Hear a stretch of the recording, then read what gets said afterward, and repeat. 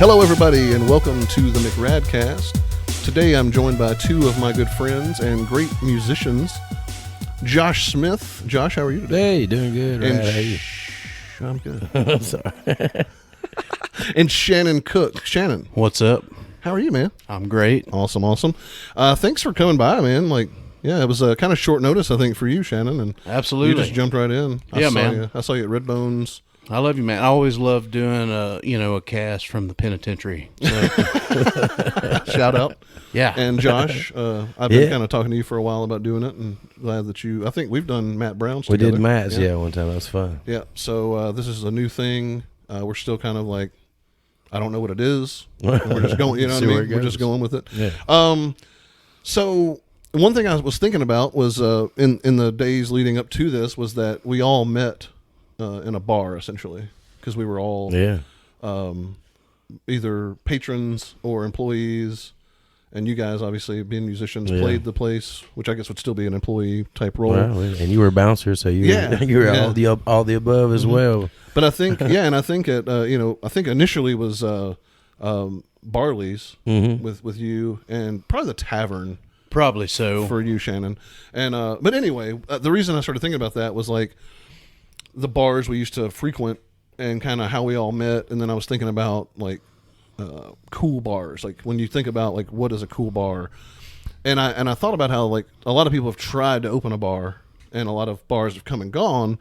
So I was going to see what you guys thought about like bar culture in general, and like what makes a bar cool. And another layer to that is, can you even do that?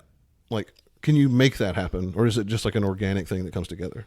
Oh, that's a good question. I think there's a lot of factors. I think that the number one factor in making a bar cooler is the owner. I really, really do. And, you think about it, you have bars that look completely different. There'll be one that's really nice, and that makes it cool. Or there'll be one that's a hole in the wall, and that makes it cool. But what really makes it cool is the atmosphere the owners and the staff are putting out. That's what makes it cool. Yeah. It doesn't matter what it looks like. Yeah, and that you walk into the downtown tavern and you know it's cool. It has everything it needs to be a cool place, but if it doesn't have the right management or anything like that, of course it doesn't work. Just like any other place. You can polish a turd, if you got the right staff and the right owners, and I think that's really what makes it cool and what makes it happen. And so for you, as when you go into a bar, what is it about a bar that makes you not being a bar owner per se, Josh is now a bar owner, but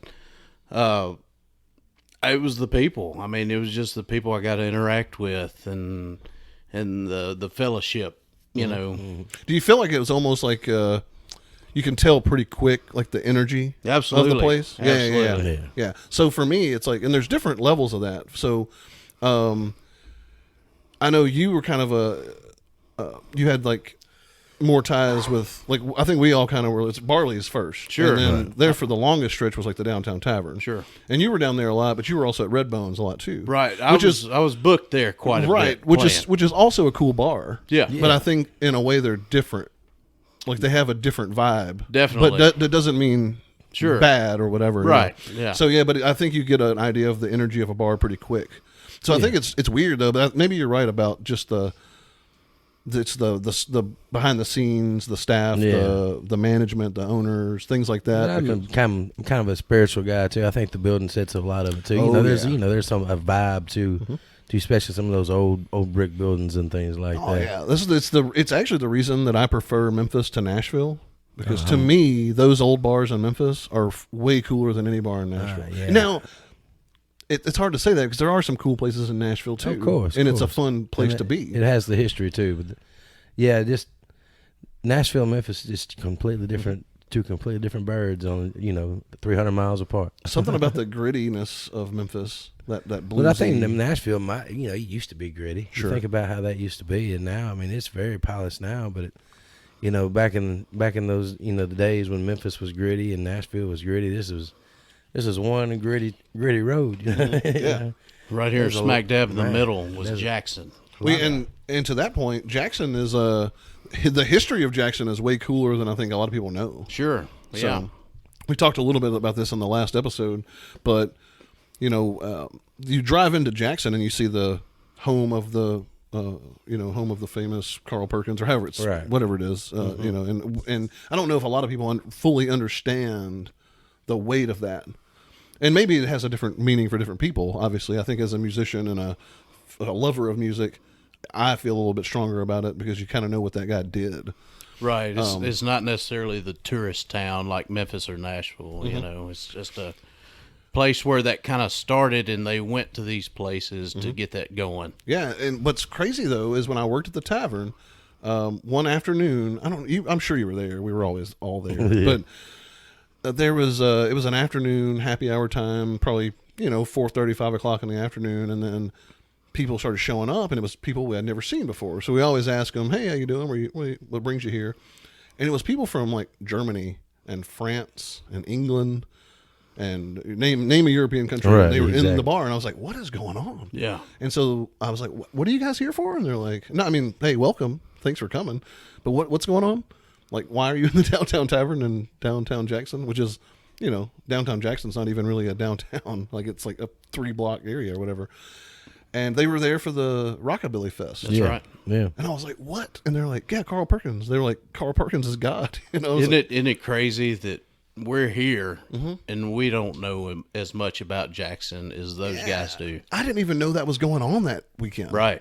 And they're like, "Yeah." Rockabilly is still huge in the overseas like that. They were talking about Carl Mann and Rayburn Anthony and those guys that even you might didn't know their name here, but they're still selling, thousands of tickets and selling albums over there. Yeah. And Jimmy Exum with the Jackson record was telling me that the kids they'll dress up rockabilly. They wear the jeans with the cuffs and the white tee. Yeah. It's kind of a cool thing over there. That does. And there's also something like this. Probably, I don't know if it's the same effect, but in Japan there used to be this like kind of greaser culture. Yeah. Where they would these Japanese dudes would have like the big pompadours and like the leather jackets and stuff, and it was bizarre. Right, and you're like, right. "Wait, what?" And I think it's kind of the same link. And I don't know if they listen to the same music, but it's still kind of in that same vein. So, but yeah, and we're right here in the middle of it, and I had literally had no idea that was happening that weekend. Right. And there's people flying international flights to get here, and I thought that's super cool. Yeah. And man, that where they do it at the Rockabilly Hall of Fame. Hall of there, Fame. That's a tiny place. Yeah, a cool little stage outside. Yeah. You get us locals, and I'll include myself. We can kind of look over that place, but on a worldwide scale, there's people coming from the other side of the earth to check out Jackson, Tennessee, and the history of the music here. But we get Nashville and Memphis can outshine us, especially to locals who can, you can kind of take it for granted if it's there all the time. But Well, it almost feels like and you guys probably know this better than me, but it almost feels like there's just a limited pool of like people to come out to events here versus Memphis, or because I mean, just the population alone gives you more of a density, I guess. Yeah. You guys will draw a crowd, but it's like in Memphis, there's just way more opportunity. Sure. In Nashville, same thing. So, I think the promotions is just different here. Sure. On a way smaller scale. Yeah. And of course, I mean, there's some of the rooms that you play in Jackson are going to be smaller, Sure, than some of the rooms. Not necessarily. There's some. I've seen some really cool stuff in Memphis at some tiny little, hole in the wall places. But that's that thing I was talking about with Memphis. I get that more in Memphis than I do in Nashville. I agree. Yeah. Like in Nashville, it seems the rooms are a little bigger, or the ones that I've been to anyway. Fancier. more polished. Yeah. Like, I don't know what it is. I like that gritty. But once again, no, not dissing Nashville. It's a cool place too. Sure, It's definitely yeah. a cool place. I mean, what both cities have done for music is pretty insane. But Yeah, even it's outside of Jackson, you think about Memphis, is immediately associated with the blues for good reason. But there's way more than that going on in Memphis. Of course, And then Nashville, people go like, oh, country, which once again for good reason. But there's so much more going on in Nashville than just that. And I mean, to say country these days, it's like, what do you even mean? And I know you've definitely touched on that in some of your songs, even. Like, and I think you probably take a more traditionalist approach. But I mean, you were also in a band that played. I mean, geez, you guys played any and everything. Yeah, well, I'm not so much a hater of new country music as it just if it's good, it's good. Yeah, you know what I'm absolutely. saying. And I don't mind playing my music, if I'm playing a Van Morrison song, it's good. Or for a Beatles song, or a Hank Jr. song, or Merle Haggard song, if it's good, it's good. Even if it's written yesterday, there's still some great songwriters doing great things, and they're putting out great songs. Sure, absolutely. It just kind of seems like the masses are buying something. It's kind of like, when you were touching on the point, when you walk in somewhere and you immediately know, you can hear a song and immediately know if you're going to like it or not. Sure. So, and I want to talk about that. What you just said was, and I do not want. I've gotten to the point in my life where I'm old enough to know that people are going to like what they like. Not everyone's going to like the same stuff, and that's a good thing. Right. Like, that's a good thing. But, man, there are some things I hear, and I just go, what? Like, how the hell is this a thing? Mm-hmm. And I want to get you guys' opinion as musicians, because I'm a musician, but on a very, very low level. I can hold my own in some basic stuff, and I love playing music. But as you guys, as professional musicians, this trend in country music with the clap and the snap tracks, you know what I'm talking about? Yeah. Oh, yeah. Every single song has the clap track. I hate it. Yeah, drum tracks. It drives me crazy, man. And I'm not saying it doesn't work every once in a while, but there's the one guy, I can't even think of his name right now, but literally any song you play of his, you can predict it immediately. You can almost even predict the content of it. Yeah, they're all, they're going to pander what you hear to on the radios, it's the same thing over and over. The four-wheel drives. Well, this one's a tough one for me because, and before I say this, don't come after me, but it just is what it is. It's hard to talk out against this because people are like, wait a minute now. But they'll do this thing now where they're singing the songs about like supporting the troops or something. But it's still like a bad song. Right. Like the content maybe not bad, but the song is bad. Yeah, I appreciate the idea. But we love you, but we're going to sing a shitty song about it. But in that moment though, they're pandering. I almost go like, I don't even know if you really think that or feel that, because it's the same generic clap track that was on your other 5 singles or whatever. That's the thing. I mean, you don't feel the music anymore most of the time. I mean, back when George Jones and those cats were doing it, you felt it. Yeah.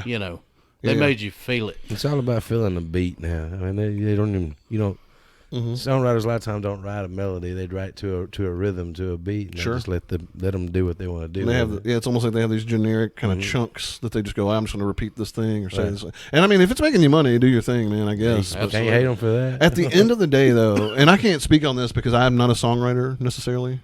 I have written a couple songs, but I don't think they're that great. But I'm not a songwriter, but especially by trade. And so I don't want to say like, talk shit about somebody who's doing their thing. But at the end of the day, I don't know that I could do that and feel good about myself. Like something in me would go like, man, this doesn't, like, I want to do something else. You wipe your tears with $100 bills. And maybe, and like I said, if I had that kind of money, it might be different. I think it's a generational thing. If I had that kind of money, though, I might say, oh, fuck it. Throw that clap track on. Let's make another one. I don't know. If somebody were to call me and say, hey, play steel guitar on this shitty song, I would do it. And they're going to cut you a check. You've already done it. So in those situations, and this is something I always wonder about, in that situation, would you want writing credits for like your resume, or would you not even care? It would just be like, yeah, cut me the check. And I've never been offered. But I'm saying in those situations, if what's the kid? You know the guy who I'm talking about? I can't think of his damn name. Man, there's 100 of them. Sure, Sam Hunt. No, oh no, I don't even think that Sam Hunt should be considered country music. Period. I've never heard anything of his that sounded remotely country. That's true. He shouldn't. But anyway, I can't think of the guy. Actually, when he talks, it sounds country. That's for some reason they all seem to have a really. Doesn't he live over here somewhere? Country accent when they talk.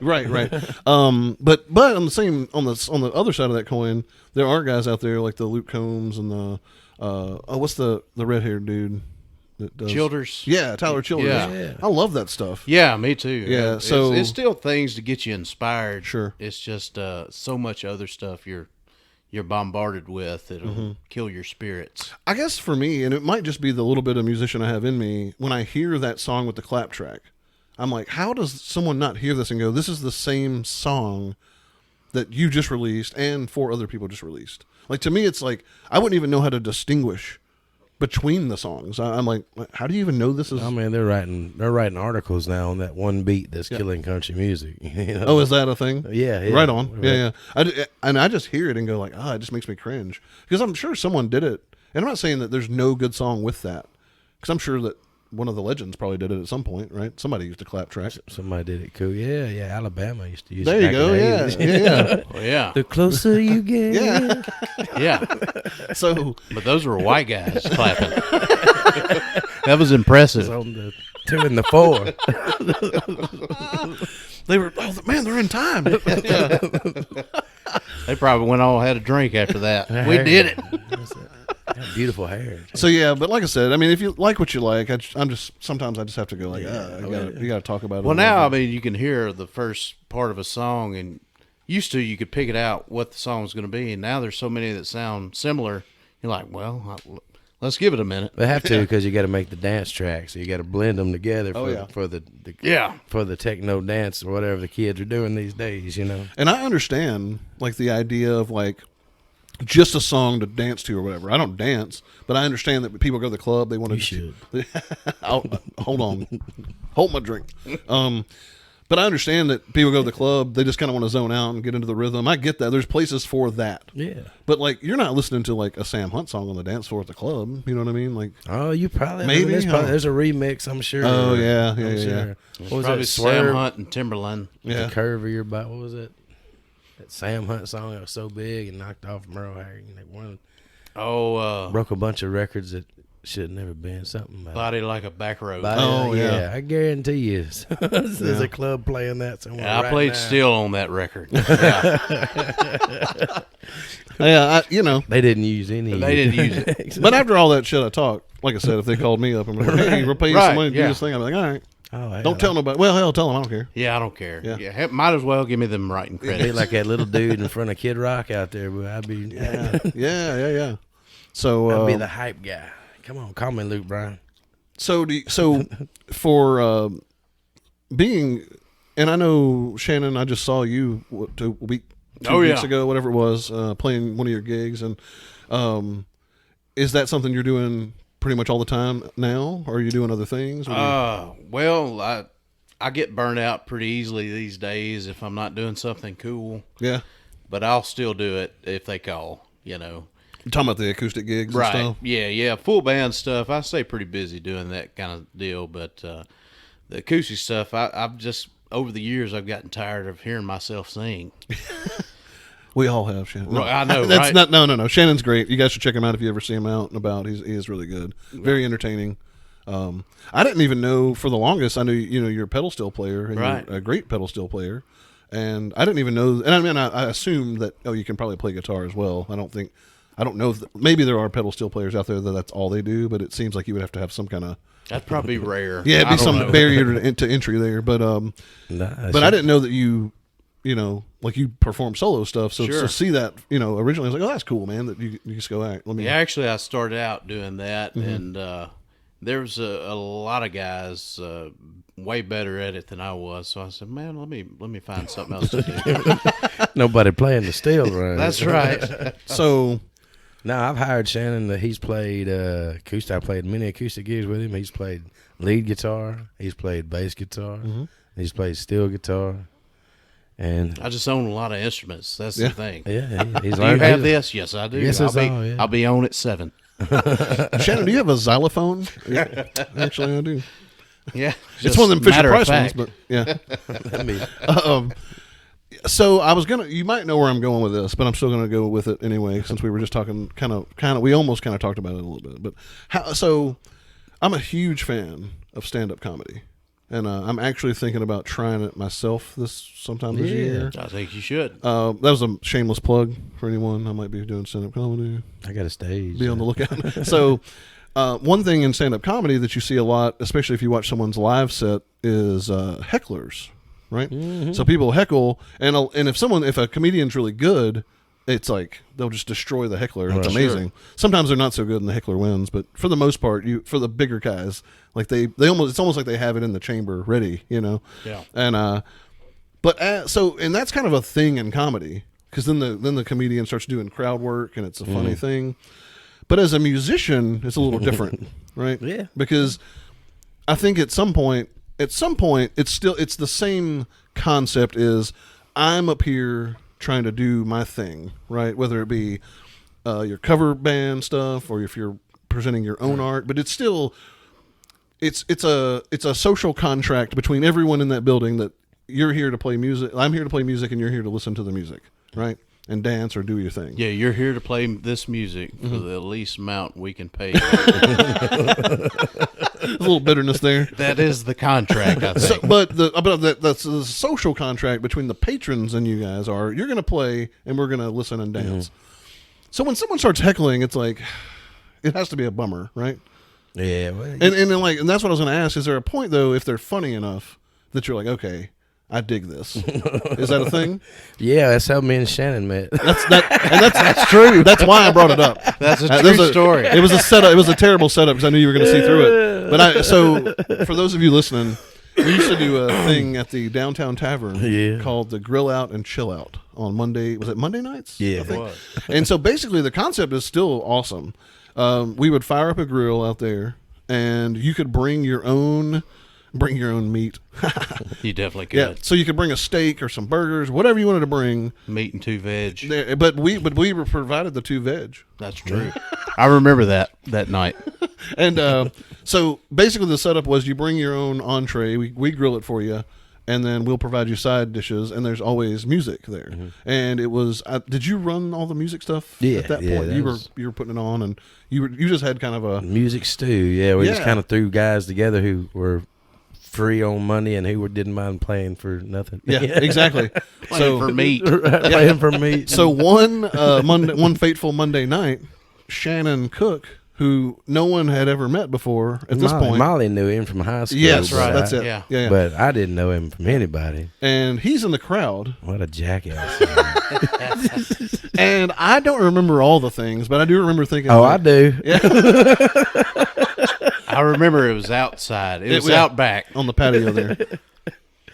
Oh, what did I played. I was up there with the guys, and we was playing songs that we never really had practice, because we were just throwing together. So I did a "Piece of My Heart," which is a Janis Joplin song. Which when I got done playing it, I was like, "Hey, Janis Joplin," and some asshole in the back goes, "Play another Faith Hill song." Shit. No. It was now. a Dixie Chicks song. Oh, that was there too. I remember hollering out Dixie Chicks. I do remember. That's the one I remember is Dixie Chicks. He got me on both of them. He called me out on Oh both crap! of them. I did it twice to you. Yeah. I was an asshole. And I remember it gets better. Wait. Yeah. So anyway, I'm back to that place. Adobe Gray wrote the song. It's shit. What was the name of that song? How'd that go? In my own weird way, I was just trying to meet you. Lying in your loving arms again. That was that. Yeah. I was actually right? look it up. Yeah, that was Lying in Your Loving Arms again. And Dixie Chicks covered it. And I got done playing that, and some jackass in the back yells out, "Play another Dixie Chicks song," or something. And so that's fine. I laughed it off and got off stage. And then that asshole that was in the back of the room come up and said, "Man, I want to play my steel with you one night." I'm like, "No, man. No one's good at steel around here, number one. Number two, you've been in the back of the room being a jerk all night." Yeah. No, he let him. I said, "Yeah, come on, bring your steel." He was going to show me up. Yeah, I was going to. This is going to be good. Oh, he's going to make me look stupid. This is going to be Which good. I can do that on my own. Well, I can honestly say I barely remember. At the end of the night, I remember you saying like that guy wants to play steel guitar, and I thought the same thing. Like, who plays steel guitar around here? And at that and to that point, who plays steel guitar good around here? And the answer was Shannon Cook. It might have not been good there at first, but it gave me a platform. Well, I can honestly say grow my skills. I can honestly say that it was good. Well, thank you. But I have definitely seen the like evolution of your steel playing. Well, thank you for very sure, much. man. Like that would have had to been the hardest steel gig in the world, though, because we played everything. You had steel guitar on Superstition. Yep, that was a great rap medley, great learning experience for me in playing steel. Because now anybody can throw anything at me. Can you play this on this rap song? I was like, sure can. You've done it before? Done it. So yeah, so that is a kind of a cool concept I didn't even think about. Was you were playing steel, but it was on like literally like every Yeah, Michael Jackson, Prince. Yeah. Not just what you would Oh, think look. would be country music, obviously. Sure. No, it was like, yeah, we're going to play. Did you ever play a Dixie Chick song or no? Well, I don't know. Probably. Dixie Chicks reunion, maybe. I don't know, but I've had people say, "Well, I didn't really write this song that had any steel on it." And I just tell them, "Well, it's got chords, right? Right. I can play steel on it. You know, it's got chords. I can put some steel on it." And that was the first time, too, that I didn't understand like what all was going on with the pedal steel guitar. And you let me sit down one time, and you were kind of explaining just the very, very base stuff. Yeah. And I was like, whoa, there's like knee contraptions and like feet contraptions. There's levers and foot pedals and a place you can put your beer. And, which is important. You got to have How that. many strings is it? How many strings you got? 12? There's 10 on mine. 10? Okay. Yeah. I mean, you can get a 12, but that's just showing off. Yep. That's kind of like I don't know, like there's a lot of bass players out there that prefer the 5-string. Sure. To me, I'm like, I'm man. okay with a bass player playing the 5-string as long as he can play a 4-string. Sure. Right. Sure. If you master the 4-string, then you deserve a 5th string. Yeah. But until then, hold yourself down. I feel like, and then especially like the 6-string ordeal, it's like, to me, it's like if you're playing some like jazz stuff and you're a badass. Maybe, Yeah. I don't know. And I'm just not that good at bass, so I'm like, I've got plenty to deal with. All I need is 2 strings. That's it. Doon, doon, doon, doon, doon. What is that? 1-5. 1-5. Yep. Yeah. Well, I like as many as I can get because eventually I'm going to miss one. Then there's another one there I can grab. And we'll see what it sounds like later, So yeah, I wanted to lead into the heckling thing because I thought that was Yes, I remember that as well. And I was not trying to be that guy. No, it wasn't that bad. I'm exaggerating a little bit. Looking back on it, I glad it was that guy. it was hilarious though. I'm glad it happened. Looking back on it, I was a total dick about the whole thing. But it formed friendships that I would have never had otherwise. Yeah.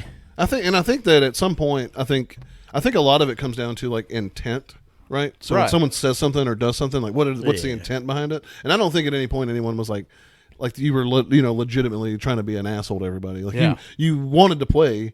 And you saw an end to be like, hey, I'm going to give them some shit. And you were probably kind of testing the waters too. It was probably. Yeah, probably had my big toe in. I don't know.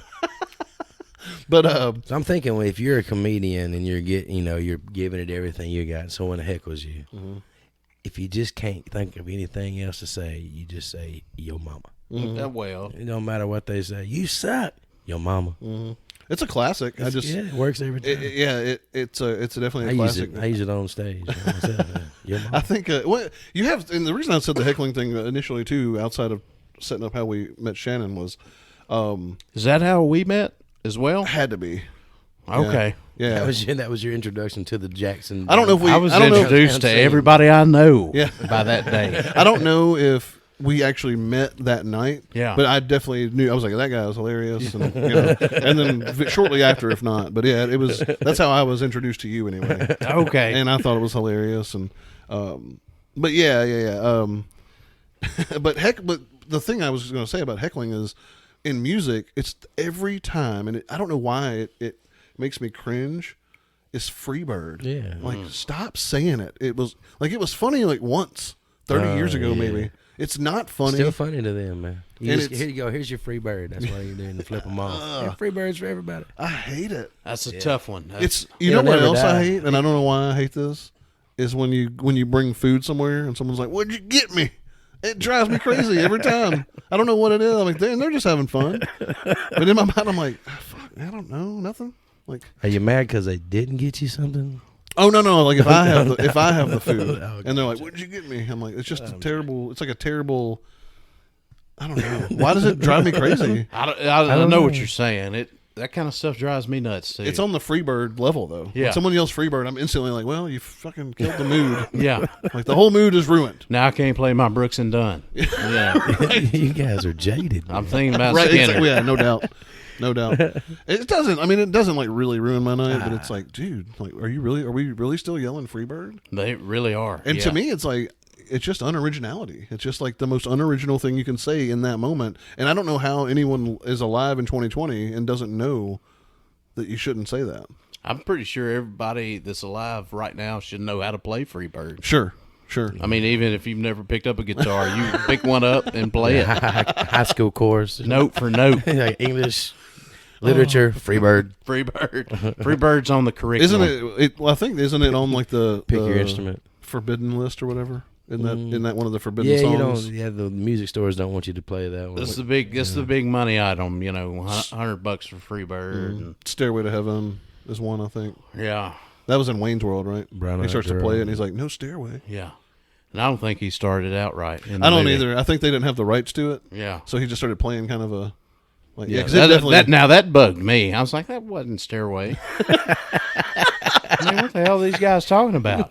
He's like, that was clearly on a. I don't even know what key Stairway to Heaven's in, but yeah, no, but it doesn't even sound like it when you go No. back and listen. You're like, that's definitely not. Right. So. Yeah. That always bugged the crap out of me. Well, guys, if you're listening and you go to a live show, don't say Freebird ever. Don't say it. Don't even think it. Don't think it. They're gonna know. Shannon will know if you think it. We see it in your eye Yeah. before you say it. It has to kind of kill your like mojo a little bit, right? Well, I'm just kind of, equipped to deal with that after hearing it so many times. Yeah, you kind of numb to Freebird. Yeah. Because you're getting ready to crank out some Ronnie Millsap or something. Absolutely. And, yeah. Daydreams about night things or something. Good song. Yeah. Oh man. Anyway, are there any pet peeves you guys have with playing the gigs, like things that, Oh, millions of them. that just? I like, my biggest pet peeve is not getting paid. That seems like a way more of a thing than a pet peeve. Yeah. Yeah. I hate that. How often does that happen? Well, it just depends. Yeah. Yeah. If you play Freebird or not, Yep. If you knock Freebird out, you might get your money that night. What's the worst thing? Is it? But what's something that's even irrational that you're like, it shouldn't even matter, but it just drives you crazy? Oh, well, when you're a hired musician, some people think you're just think you're the help sometimes. So you'll play 8 to midnight and you're giving everything you got, and people are really not getting into it, and you're giving everything. About 11:30, everybody's loose, and they start partying, and here comes midnight. You've already been playing for 4 hours, and they start wanting you to play another hour and a half, 2 hours. Ooh, yeah. Man, we're tired, man. Yeah, no doubt. I'm too old to do that, and I get it. They just getting loose, Sure. But it's been a long night for us Sure. already. I think that's kind of even. You see, sometimes bands will start later now, even 9:30, even 10 sometimes. Some of the clubs have figured that out quite a bit. It's the private parties that are always they're iffy, especially a wedding. They want you to playing start at 6. start at 6, and then by 10 o'clock, we've been they're like, we're just now, the old folks are just now leaving. Like, well, we've been killing it for 4 hours. That's right.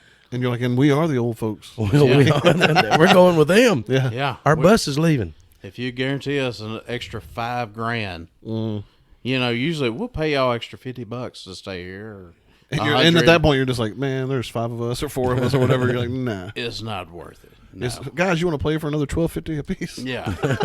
Exactly. No. Yeah. Score.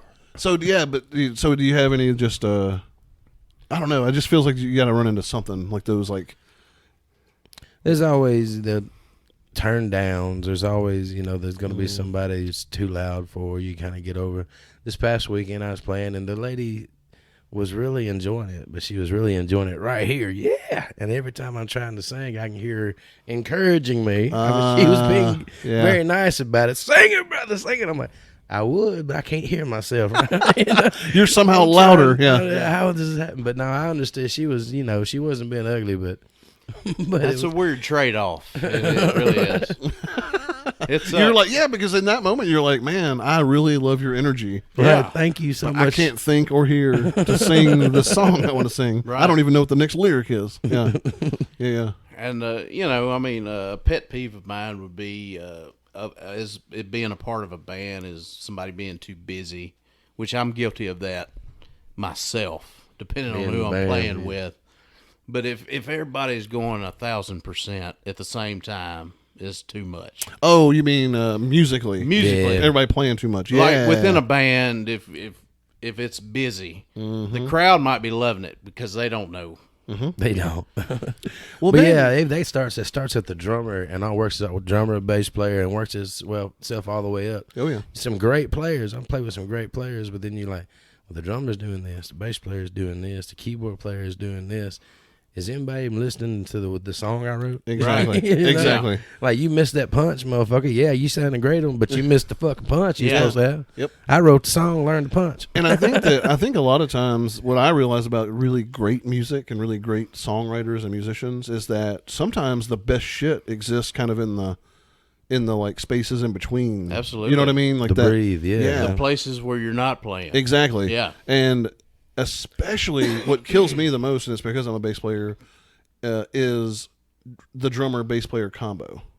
Like if they're not, first of all, if they're not like tight and they're not synced up, it's like, oh, this is a bummer. But if they're too busy, either one of them, I'm like, oh, dude, chill out. Like, drum fills are cool, but not I agree. all the Yeah. time. Like, yeah. my favorite drummers are like in the pocket, Yeah. super tight, and then when it's time to unleash, it's like, oh shit, there it is. Yeah. Bass players the same. Like, you don't have to play a million notes, man. Sometimes you can just play the root note of the chord, That's it. and that's all you need. Right. Yeah. And it drives me crazy, man. When in Every- doubt, go to the root. It all has its place. I realize, like we were talking about earlier, today's Nashville on the strip right now, there's, 21-year-olds looking for overplaying bands, and they're killing it. They're making their money, making tips. Yeah. These are top-notch players that are, getting together and making a lot of noise, and doing it. But yeah, for my taste, the tastefulness is music is more about feel than skill. I get what you can do. I've had especially lead guitar players that can do a lot. I understand what you can do, but can you do that? At this speed, can you slow it down and make me feel something? I think Prince was one of my favorite guitar players. Oh yeah, because he could rip, but he could bend one note, or like B.B. King could bend one note, and you could feel what he was trying to portray or trying to get across to you on a guitar. That's an art.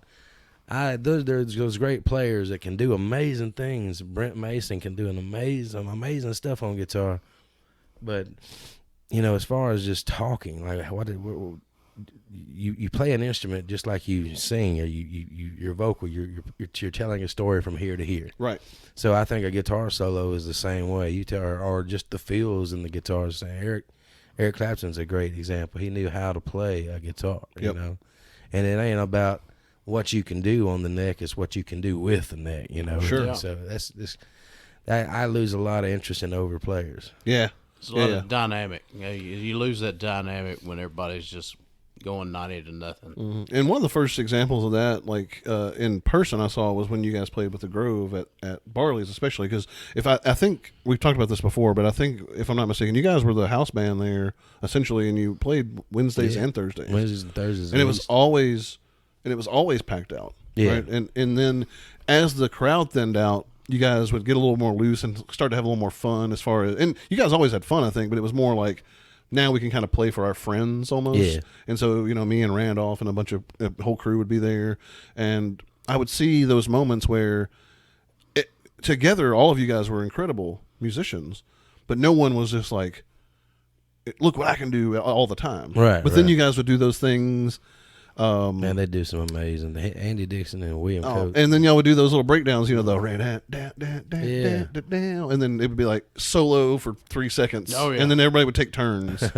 and you guys would do that for so long that it was almost like, what's going on here? But it was so cool.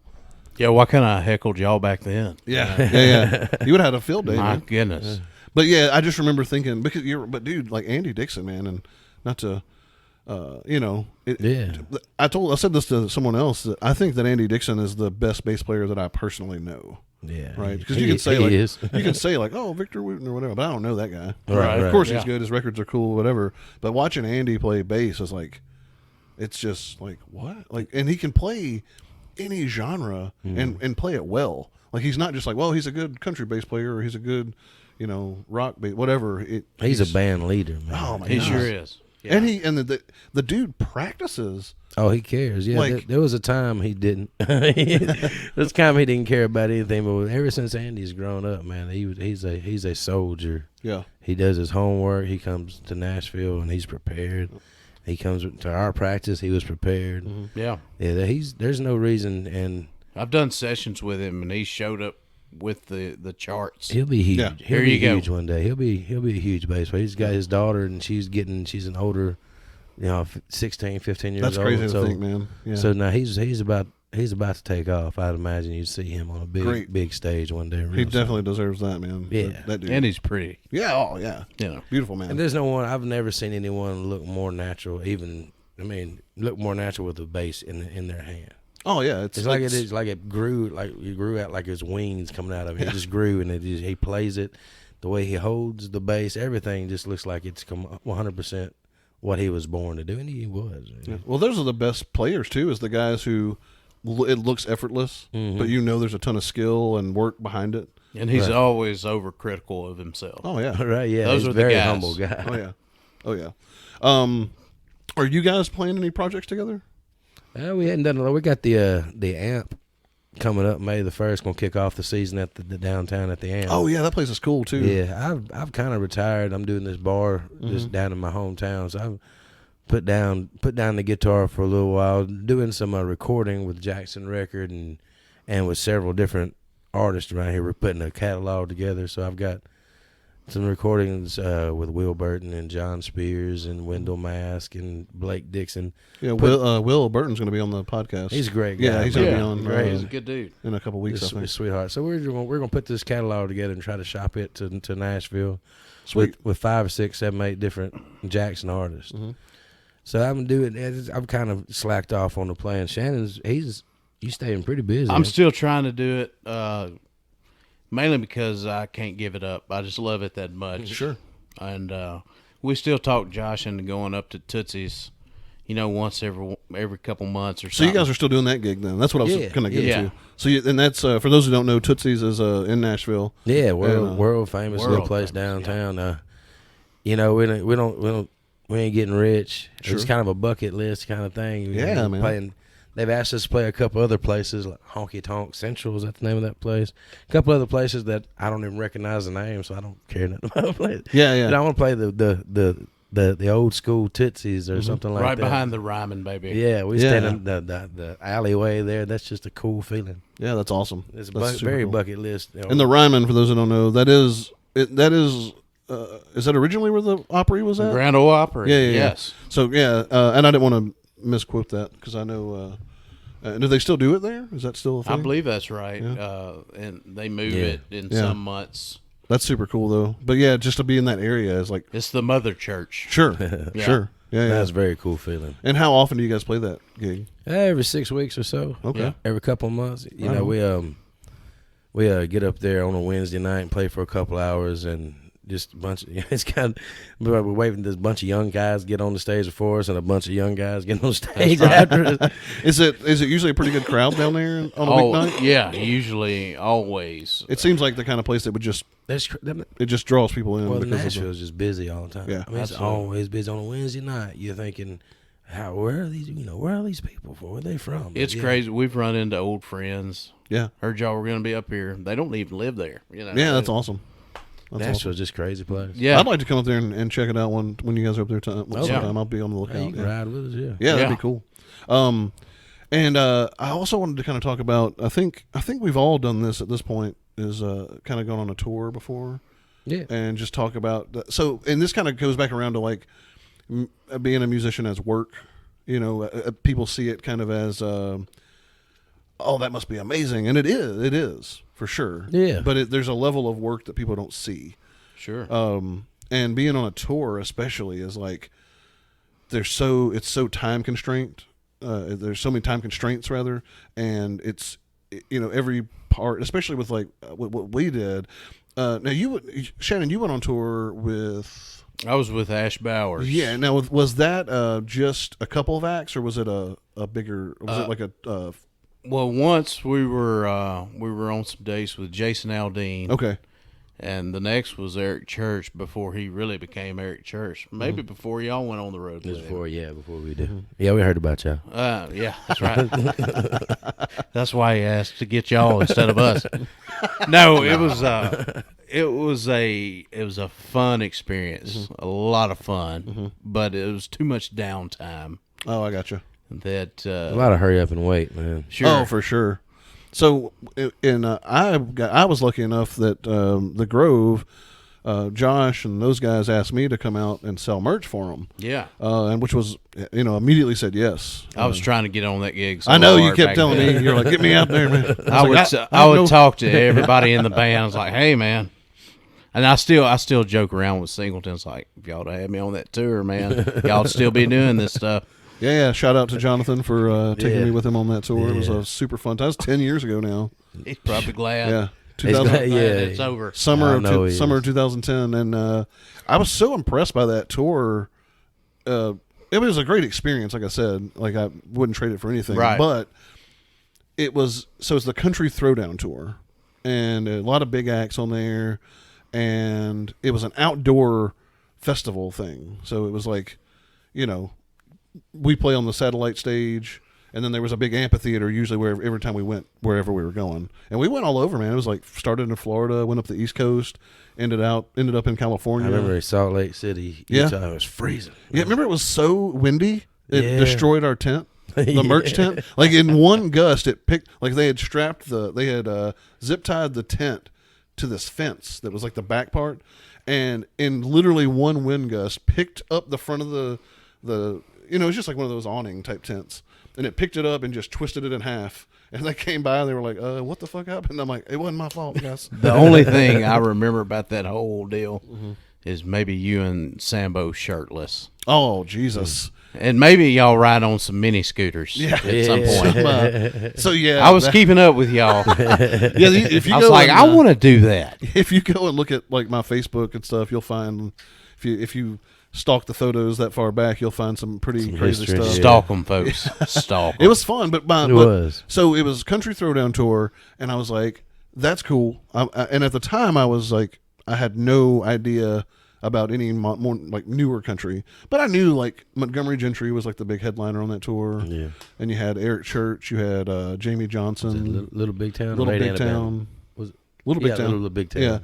Yeah. So you had all these. I knew the names, but I wasn't really familiar with their stuff, except for the Jamie Johnson because he had the big single. Yeah. The Color. yeah. And but ultimately I was like, I love the dudes from the Grove. They're my good friends, and it's going to be a fun time. But like, how am I going to connect to these like all these country dudes that I don't know anything about? Well, it turns out that everybody's super cool, man. Like everybody was awesome. Well, that I interacted with. I don't want to say I don't know. Some might not have been, but I have no idea. But also the production company that put on that tour, Forfini Productions, I think is what it was called, was the same company that did the Warp Tour and the Mayhem Tour, which is like a punk rock tour and a heavy metal tour. Yeah. So all of the crew were just like punk rock and metal people. Right. So I was like right at home. I was like, oh, these are my people. And I made a lot of great friends with those guys. I was so impressed by how well the teams worked to put up those stages and stuff. It was insane, man. Because they were the first ones there, and then they were the last ones to leave because they had to pack everything up. They're the guys that deserve Oh my god! like Remember all that- the credit. Remember that girl?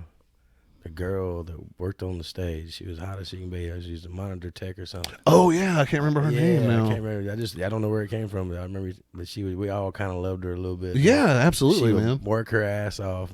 Was it Rose? I couldn't even. There was a girl named Rose that was so That cute. may be. I had a huge crush on her. I was trying to remember a girl's name I used to know that worked at the truck stop. I can't for the life of me remember her name.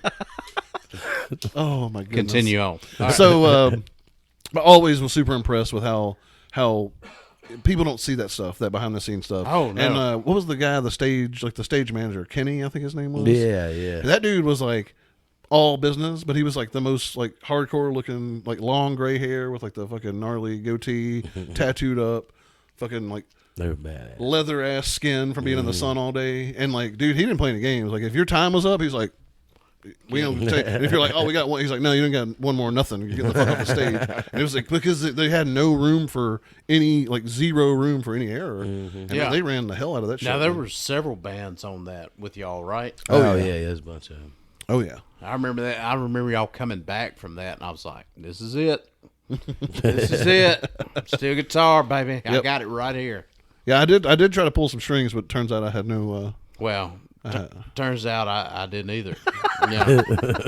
But yeah, I think a lot of people don't understand that. Like, we had so much fun, but man, there were It's work, times when yeah. it was like, man, it's They ask you about the cities you went to, and I don't know. I got off the bus. I went and played the gig, and we got back on the bus, and we went to wherever was next. Yeah, the coolest theater we went to, though, I don't remember exactly the name of the place, but it was it was kind of like upstate New York or middle state New York, and it was I don't know if you remember this when we pulled up, and it was like this field. We were just in a field, and usually we would pull up to these like parking lots or whatever, and I was like, where the hell are we at? And they're like, we're at the place. But there was nothing around. I was like, we're in the woods. I was like, is this some kind of, I thought it was a joke. Yeah. And you had to walk, and then you walk kind of down this hill, and the amphitheater was like in this, like, it was like down in the like basin. Yeah. It was and it was badass. Saratoga Springs, Saratoga Falls. Well, we played right outside the Patriots Stadium. Oh, did we? You were with us. No, that wasn't the throw. I think that was just the Eric Church. Oh yeah, no, I wasn't. We're just with Eric Church. Yeah, okay, never mind. I tell you where we did go on that tour was Camden, New Jersey. And that place was fucking scary. Oh, it was redneck, wasn't it? Dude, that was the scariest. Like we got off the bus, I was like, we're gonna get stabbed with a beer bottle. Yeah, there were rebel flags everywhere in New Jersey, man. It was weird. It was like 8 a.m, and dudes were playing beer pong with a giant rebel flag just hammered already, and I was like, this is not. It was a whole sea of Ben Affleck. The local radio station bought the concert, so it was free. Yeah, there you go. And I don't know where these Southerners came from New Jersey. It was wild, man. But there was no T-shirts, and there was rebel flags, and there was everyone was hammered. There were fights everywhere. Oh yeah. And the people, they said they warned us, don't come out of your bus after this time. Yeah, they were basically like, don't fuck around. And we're like, I believe you. Like, I think in the beginning they were talking about the locals, but then as the night went on, it was just a bunch of white redneck dudes everywhere. Yeah, dude, it was crazy. Yeah, and for the life of me, you could have never. I would have. Yeah, it was. You would have never convinced me. It was crazy because it's near Philadelphia, Camden, New Jersey. I think. Know. I might. Maybe I don't know. I don't know geography, but anyway. Yeah, that was the one place I'm thinking. Oh, Camden, New Jersey. Like, who the fuck's going to come see country music in New Jersey? It was everybody. Wild. Everybody. Yeah, hammered. Everybody. And then we ended up going, Salt Lake City was crazy. It was cold and windy. Yeah, we went to Denver there, and then we ended up in California. And I remember at the end of the tour, the very last date was in the Bay Area near San Francisco. Mm-hmm. And it was like 80 degrees outside, but it was like no humidity, and it was beautiful. And I remember like, man, this is the life. Mm-hmm. And then we had to get on the bus and drive it back across the country. And we got to about Oklahoma. And we got off the bus, and it was just like the gnarly heat hit you, and you're like, "Oh yeah, oh yeah, this sucks." Welcome home. Yeah. But we have a breakdown in the desert or something? Was that a thing? We had to stop in the desert for some reason. Hey man, I don't probably left your bass player somewhere. that definitely happened. I remember that story. Man, that's Andy for you. Well, okay, so everyone listening, if you're on a tour bus, it's pretty cool. Not gonna lie. Well, first thing, you get the tour bus and you have that initial like, oh my God. Yeah, made it. And then about 2 weeks in, you realize there's 12 dudes on a tour bus. And that's all it's ever going to be. And it smells like 12 dudes live on a tour bus. And you start to, and you get acclimated, right? It's still awesome. Then there's a bathroom that nobody's got permission to use. Yeah, and our bus driver, Pops, said if you take a shit in the bathroom, you got to leave a hundo on the counter. He's like, that's the rule. Wow. So it's going to cost you $100 to take a shit in the actual. But he's like, if ever you need to stop, you let me know, and I'll make it happen. The very next opportunity, we'll stop. Yeah. And late at night, he has to stop, and the rule was, if you got off the bus and the bus driver wasn't on the bus, you had to leave one object in the seat. Okay. And each object represented one person who was not on the bus. That makes sense. Hey, no problem. So we're getting off the bus. Everybody's leaving their one thing. And I remember talking to Andy outside. We're smoking a cigarette. This is back when I still smoked. And he was like, I think he's like, I got to use the bathroom. I'm like, cool. And everybody else goes back to the bus. I go back to the back lounge, and everybody's kind of watching TV and all that. And I feel the bus take off. It's like, cool, on our way. Yeah. We get about 40 miles down the road, and we're all, at this point, we're back in the front lounge. And I'll never forget Sambo answering his phone. Hello? Do what? Oh, shit. Takes off towards the front of the bus, and at this point, I thought Andy was just in his bunk or something. And at this point, I went, we left Andy. Oh, yeah. I just immediately knew what happened. Oh, yeah. And you hear Pops go, Well, shit. Whatever. He gets pissed. And so we've gone 40 miles. We have to turn around and drive 40 more miles and then drive the 40 miles we lost. So it's like a 120-mile little ordeal. And Andy, I remember thinking, he's going to be pissed. Like, he's going to be angry. Because he's had to sit there for over an hour, hour and a half, or whatever it is. And so I went to the back lounge, and everybody else went to bed. And I went to the back lounge and was just put on some TV or whatever, and I was just chilling. I was going to fall asleep. And I feel us finally stop. I wait, and I hear, and the back lounge, it has one of them like sliding doors, opens up. I'm the only one in there. Andy Dixon, angry. I mean, like livid. And he just looked at me and goes, "Laugh it up, motherfucker." And slammed the door and went to bed. And I'm just sitting there like, "But Andy, I'm not laughing." And the next day he laughed it off. It was awesome. Funny, but that was. Oh yeah. I think I'd be pissed too. And we're like, "Well, you didn't leave anything in the seat." Y'all should have just left him. That's funny. Andy, if you're listening, all of you, that was an amazing time. So Tootsie's every month and a half, so 6 often, weeks. yeah, we played there was it last week we played? Yeah, I think so. Had a good time. Yeah, I'm going to be getting up to Nashville a few times this year for some comedy shows. There's actually a couple comedy shows at the Ryman. They're booking, like Nashville has a comedy fest or something. Oh, okay. So I'm going to go up there and see Theo Vaughn and Bert Kreischer's doing a bit there. It's cool. I didn't know they did like shows there like that, but I watched Ricky Gervais on the Netflix. Oh yeah, it was hilarious. Yeah, that guy is amazing, man. And Chappelle, of course, he's always perfect. I mean, he's perfect. Oh yeah. I mean, even when he's not being funny, he's if he's not funny, he's changing the world or what he says. It's the weirdest thing. He's beyond a comedian these days. Sure. You know what I mean? Sure. He's an icon that can change opinions. Oh yeah. Well, it's crazy. Josh and myself were trying to get tickets to Chappelle and Rogan are doing Nashville. They're doing the Bridgestone Arena, and it's going to be like in the round. So it's like essentially no bad seat in the house. And they did this thing. Ticketmaster's trying to do this thing to combat like bots from just buying up all the tickets and then resell. Because when you buy tickets on Ticketmaster, you can resell them on Ticketmaster. But when they do that, it's like way more expensive. Right. So they did this thing that was like sign up here, and you'll get an alert saying that you can log in. If you get chosen, you can log in early and do the pre-sale. So he did that. I'm not going to get into. I think he told the story on the last podcast, so not going to get into the full story. But essentially, some shit went wrong with the phone. He couldn't get in there to log in and fully complete the transaction. And the tickets at that point were after fees like $75 a piece. So he had 4 tickets that he'd get for $300. Not bad at all for Joe Rogan and Dave Chappelle in Nashville. Sure. That's a great price. That failed. The next day is when they went on sale. We both logged in like minutes after they went on sale. The cheapest ticket on there was $675. Oh wow! Bots. Yeah, they bought like the people that bought them up were reselling them, and I was just like, "Are you kidding me?" Like, and I'm just not. There's no way I'm paying $675 to see anybody. No one. No.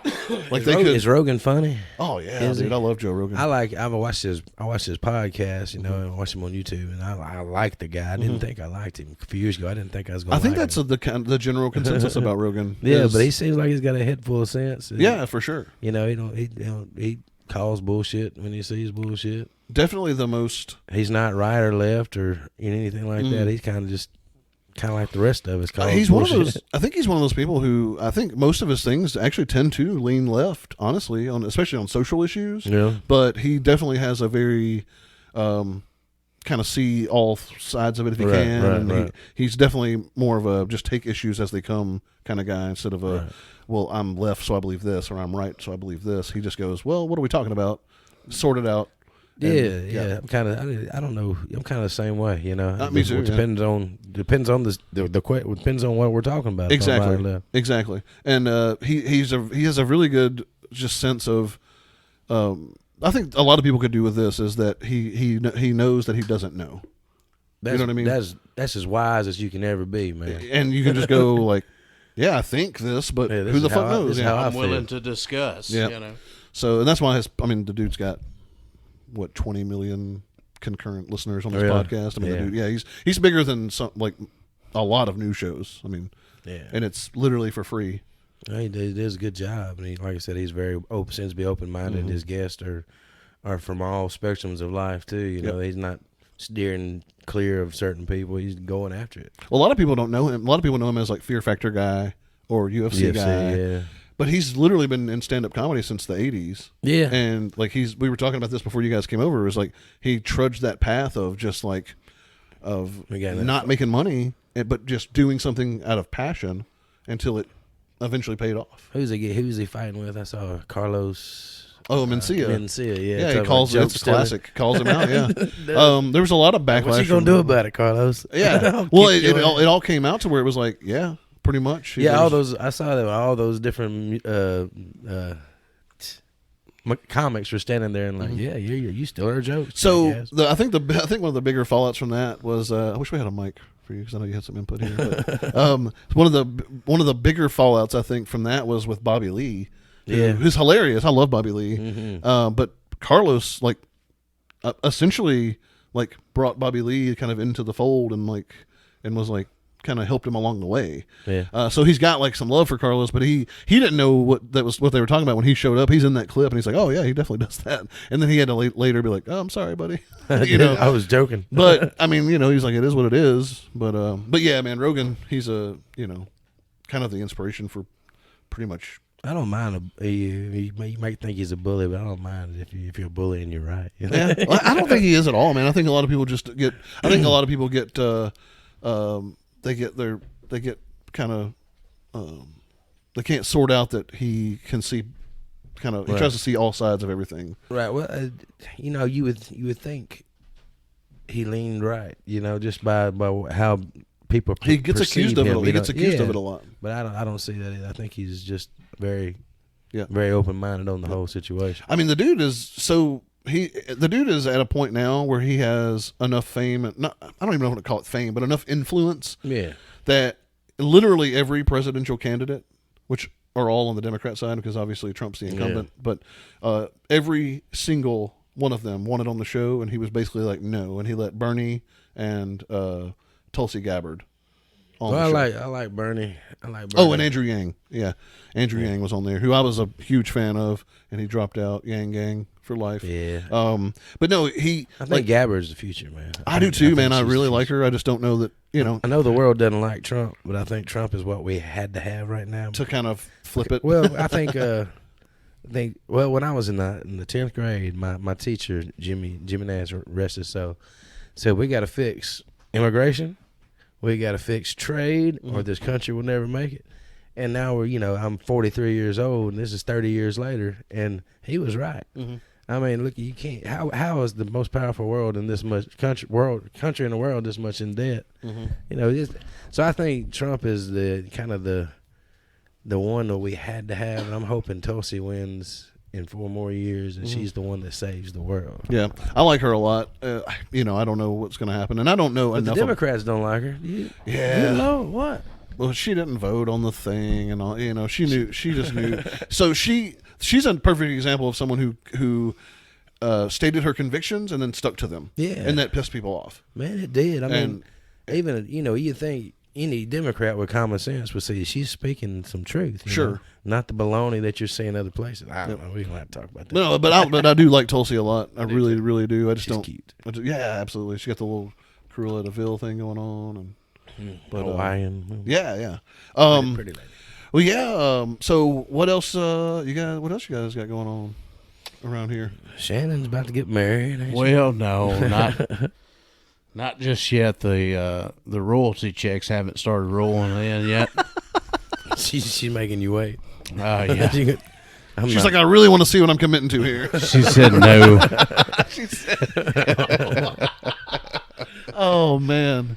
Oh my goodness. Oh, it's a good time though. Yeah. No, I'm still just picking and grinning like always, and man, just trying to meet and greet with new people. I've been going over to Mississippi some playing, meeting new folks, and I always loved to play in front of different crowds. Absolutely. Are you you got any local stuff, Jackson stuff coming up? I do actually. Mulligan's here Friday night. Mm-hmm. I don't know when we're going to release this, so it'll probably be way past. Okay. Yeah. Sorry, I asked you that, and then I'm like, wait, I don't think. If you're planning on coming, psych, we've already done it. And it was an amazing show. I don't even know who I'm going to get to play on this gig. So We got the amp May 1st. May 1st. May 1st. Yeah. It'll be- definitely be out before May 1st. That'll be for the relay of live, so it'll be a good charity That's event. my birthday weekend, so I'll have to come out and hang there you out. go. Do a live podcast. Oh, yeah, that'd be cool. Yeah, we can. We'll see if they can let me do that. This is not live. Oh, no. Absolutely not. That's probably a good idea. Yeah. Yeah, I don't have the setup for that. I figure that'd be a cool thing to do in the future, though. Yeah. Absolutely. To go to some events or something and do that. Coming back to that point where you made, you got out and it was 80 degrees and it felt awesome. Mm-hmm. While we were on one of these tours, we landed in Phoenix. And, I've always heard, oh, man, go out to Phoenix. It's a different kind of heat. Oh, yeah, it definitely is. But 90 is fucking 90 degrees anywhere you go. Oh, yeah. I've realized that when I got to Phoenix. I was like, who the hell told me that? It's hot as shit out here. I went one time and they were like, it's a dry heat. They keep telling you it's a dry heat. Dry heat. And it was 120 degrees. Yeah, what And I does was that like, mean? I was like, guys, I don't care what kind of heat. I'm fat and I don't like it. Yeah. Now, granted, if it was humid, it would be like you would just die. Oh, yeah. But it's still hot. Still That's hot? Dry heat. That's not going to make me feel any better. Oh man, It's still too hot. So, have you guys opened the new place yet? Yeah, we've been open for about a month and a half. Nice. I knew it. I knew you. I'm pretry sure I knew that. I just wanted to. But so you're in Tupelo? No, Ripley, Mississippi. Yeah, Sorry. It's a bitchin' place. It's my hometown. And what's the joint called? Mojo's after Molly and Josh. Oh, nice. Yeah, I knew the name had been taken, but I wasted 2 weeks trying to think of an original name. Oh, let's look this up. And something was already named. Oh, look this up. And I thought, well, screw it. I can't find an original name. We'll just name it after us.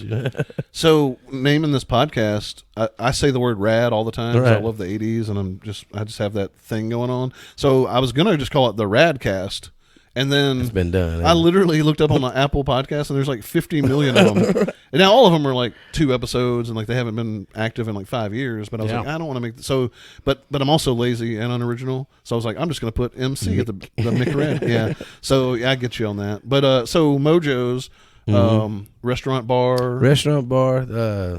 It's family friendly up to about 8:30 or so. We have a good time.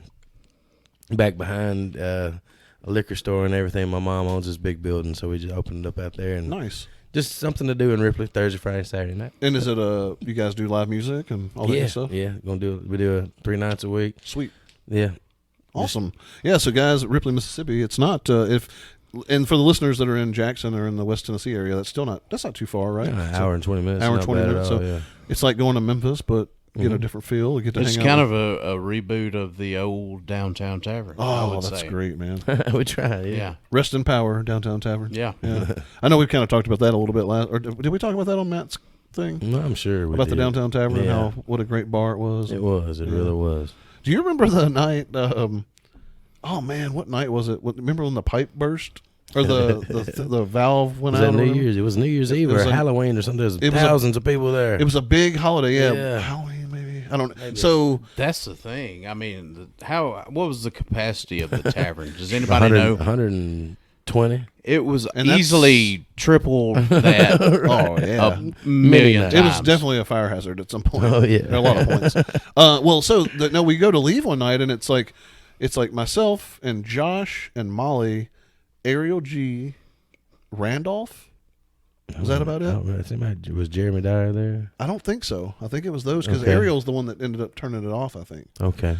And so we were about to leave, and like we're literally at the door, and we used to do our final check, and then like, all right, let's lock up, set the alarm, and all of a sudden we hear what literally sounds like a waterfall, and I'm like, what the hell is that? Yeah, the lights We were off look up, and you know when you go in through the bar, and like if you're gonna go to the bathroom in the old tavern there, and it's like that little hallway, Yeah. just above that hallway, it's literally just a cascading waterfall coming through the ceiling, and we're like, what in the absolute hell is going on? So we run upstairs or whatever, and it's under the bathroom sink, I think. And there's a valve that's blown off or something, and it's like scalding hot water. And Ariel G. No, Molly turned it It off. was Molly. Yeah, it was Molly. All us guys were like, man, that's hot. That's Molly's too like, hot. Turn it off. You're right. Yeah, because we were all like, oh, shit. And Molly just reaches in there and like, Turn it off. oh, and we're like, oh, my God. She was like, "This is costing me money." Yeah, I got this. Yeah. And then like, I mean, we had to like, did we have to like squeegee out? I don't even remember. We had to mop stuff. It was crazy. And I remember thinking, had we left here, locked that door, and just gone, like what the hell would have happened? Sinkhole. Yeah, the whole damn building would have caved in. That night we got off at 3 a.m. and decided to paint the bathrooms and everything. Oh yeah, all of us in there. Oh yeah. There's been so many. I had a foot race that I judged up there. I remember that. It was a Joel. Yeah, Joel and Ariel, I think. I think it was. Just out in the street. Yeah. But the best part is Joel was wearing cowboy boots. Yeah, he was. And I said, "Joe, you gonna bust your ass?" He said, "No, I got this." Which is the famous last words of anyone. I got this. 3, 2, 1. Joel busts his ass. Yeah, it wasn't even like a few steps. I think it was pretty much immediate. Just zip. Ariel did 88 miles per hour and went back to the future. He did. Oh my goodness. I haven't seen him since, actually. I miss that boy. Yeah, I haven't seen it, man. I haven't seen Ariel in a long time. Gigawatts. Gotta get him on the show, man. Yeah, he's fun. I'm just trying to get all my old friends and hang out and all that. Man, good I've had a stuff. blast. This is awesome. Yeah, man, it's cool. Yeah, I think we kind of covered a lot of stuff. Yeah. We don't want to go into too much because if I want to have you guys back, we don't have to repeat the same stuff. So Definitely. Yeah, absolutely. cool. Well, I appreciate you guys coming out. So May 1st at the amp here in Jackson. Check it out. It'll be a fun time. I'll be there birthday weekend, hanging out and Hope for some good weather. and keep Yes. on. And is there somewhere on social media they can check out and see like maybe a Tootsie's gig coming up? Or, Yeah, Reverend Jesse and the Holy Smokes page. yeah, Reverend Jesse and the Holy Smokes. Check them out on Facebook and get up to Nashville and check these guys out at Tootsie's, which is an awesome place. I Yeah. need to do that myself. So. Yeah, if you can't find us, you can find Tootsie's, and then you can find us Absolutely. through Tootsie's. You know? Absolutely. Awesome. All right, man. Well, Josh, Shannon, thank you so Yeah, much. Thank you, man. Thanks for having me. And thanks, everybody, for listening. And always remember to stay rad.